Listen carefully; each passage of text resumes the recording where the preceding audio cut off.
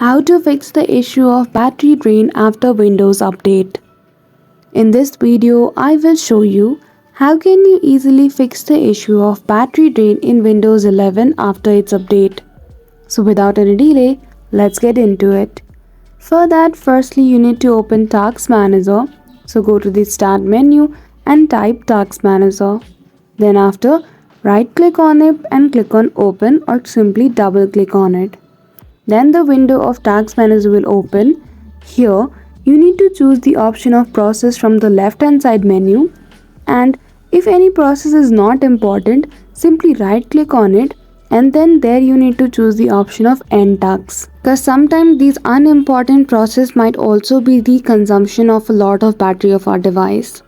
So simply right click on any one of the process which is not important and choose the option of end tasks. After that, now you need to head towards Device Manager. So again open Start menu and then type Device Manager.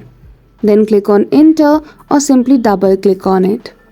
After Device Manager window opens, simply go to the battery section and click on drop down menu beside it. Once you click on it, you need to right click on Microsoft ACPI and click on Uninstall. Now you need to head towards System Configuration. So click Window plus R. It will open the Run menu and then type there msconfig. As you can see, the window of System Configuration opens. Here go to Service at the top menu and then click on Hide all Microsoft services. Then click on Disable all. After that, when you click on it, click on Apply. Now, the next step is to again open the Task Manager.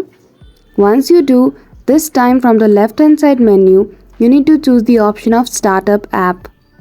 Once you click on it, again you need to choose the application which is not important and then click on it and then disable that application. So that's it.